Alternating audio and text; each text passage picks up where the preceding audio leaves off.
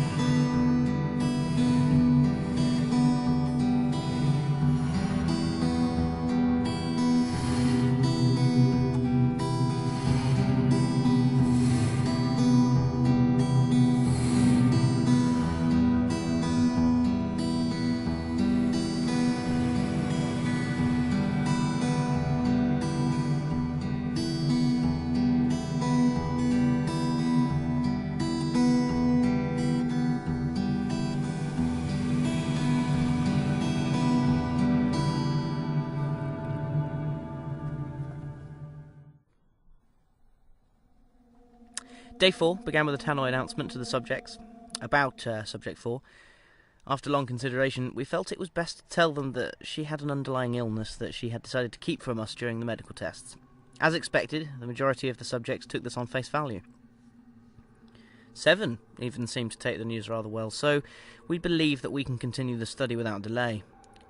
Denon decided that we would refrain from bringing in another subject this late into the study, as he was worried about an unaffected subject tainting the findings.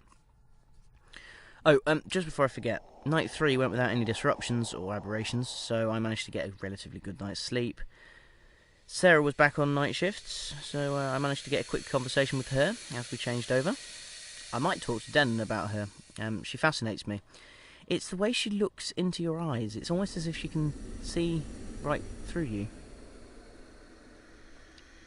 Anyway, back to day 4. We decided to leave stage 2 open as we worked out how to move forward. It was an observation day today, so just letting the subjects mill around and socialise suited our needs perfectly. After the event with 4, the first load of modified binaural music was fed into the bunk room.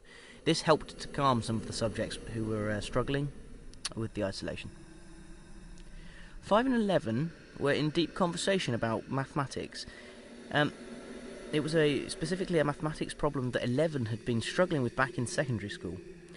10, 2, 6 and 8 were comparing holidays that they had respectively taken in the past year.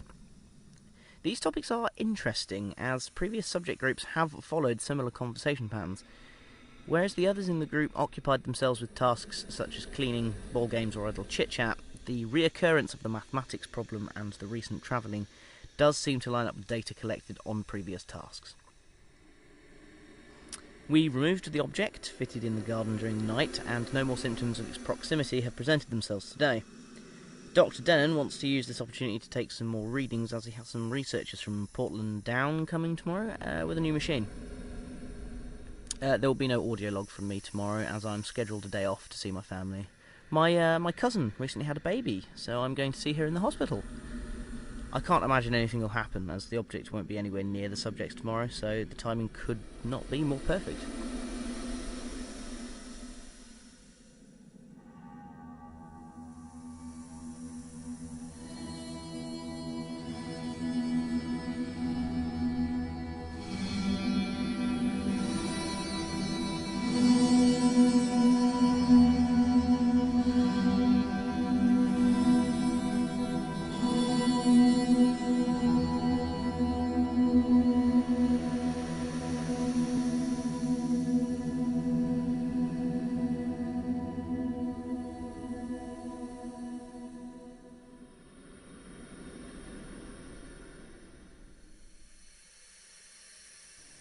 Day 6, and what I got in this morning, we've lost another subject.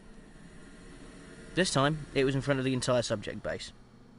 According to the day shift, number 9 ran into the bunk room just after lunch, started screaming about how the stars were all wrong and it was hurting his head. He proceeded this by taking a butter knife and scalping himself, as he babbled about needing to get the stars out of his head. I managed to convince Dr. Denon that I really didn't need to see the footage, and that I was quite happy to take his word for it. He seems genuinely happy about this development, stating that this was incredibly bold proof that proximity to the object doesn't impact the strength of the effects after first exposure to the variable. 7, 2, and 13 attempted to stop 9 from the self-inflicted damage, but as we have seen in previous tests, the variable has provided 9 with an excessive amount of adrenaline, and 13 sustained a rather nasty knocker to the head. Dr. Denon was hesitant, but after pleas from myself and some of the other researchers, he finally sent in the security team to handle the situation. Now, I have a great deal of respect for Dr. Denon, but he does seem to be more interested in immediate results than the long-term study.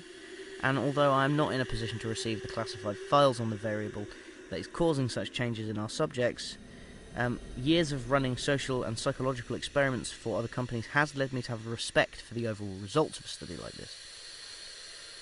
I was permitted the files on the researchers from Portland Down today. They have discovered an unnaturally high level of sub-micro psychoreactive particles in the containment area for the variable. Naturally, the findings regarding the object itself were redacted. However, it is their current working hypothesis that the object converts hydrogen atoms in the air into these psychoreactive molecules. They have taken air samples from the areas surrounding containment and will be reporting back to Dr. Denon in a few days, so I will be interested to hear what they have to say about that. After the occurrence with 9, the remaining subjects have retreated into small groups. Number 15, as the oldest, has taken to providing a motherly role for some of the younger participants. 7 has been pacing outside the interview room since the event. He takes periodic breaks to stand and stare at one of the cameras in the garden.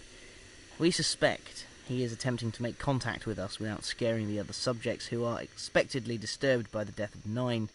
Interestingly, 8 and 6 have returned to a conversation about physics, as if nothing has happened, so despite the death of 9, we have had a success, no matter how small. We administered a mild sedative to the air supply. This has momentarily stopped mass panic from breaking out, but this solution won't last for long, I expect.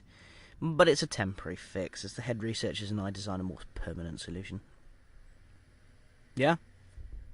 Yeah, hang on. Right, just finishing up. Hang on. I'm being called into the meeting room, so I shall update you this evening.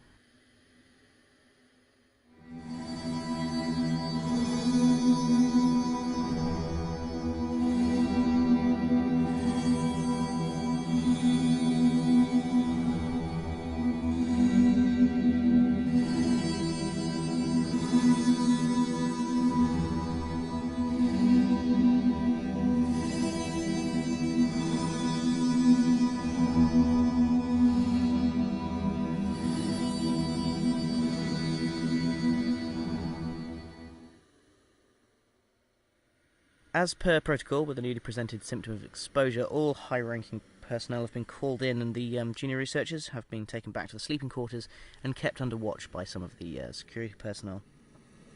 Claire Burton, our head analyst, has been reviewing all of the footage from the event.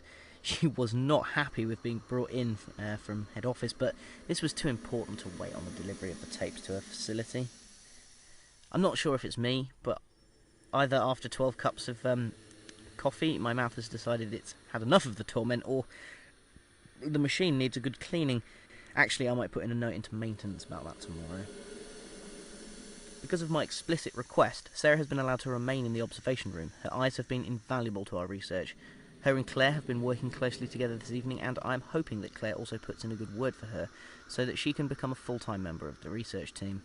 It was Sarah who actually noticed the purple tinge to the eyes of 9 that no one, not even Claire, had noticed.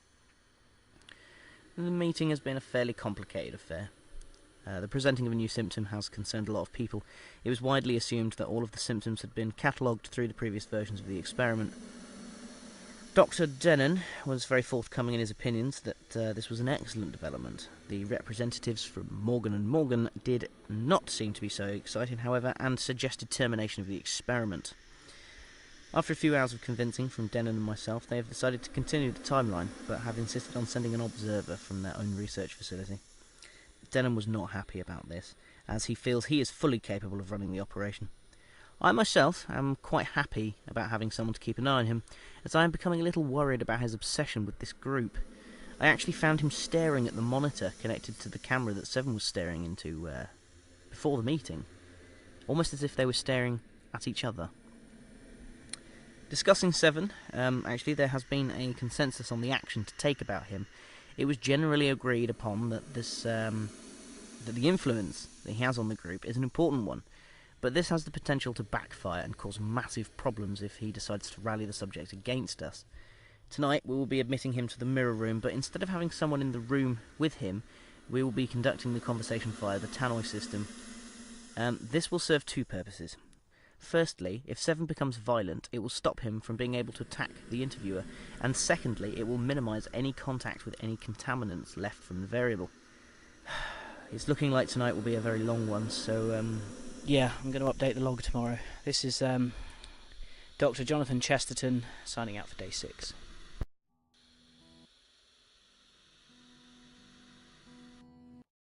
Thank you very much for listening to the Black-Rock Archives.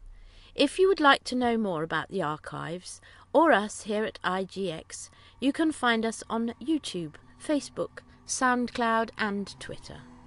Thank you again, and remember, the truth is there, you just have to find it.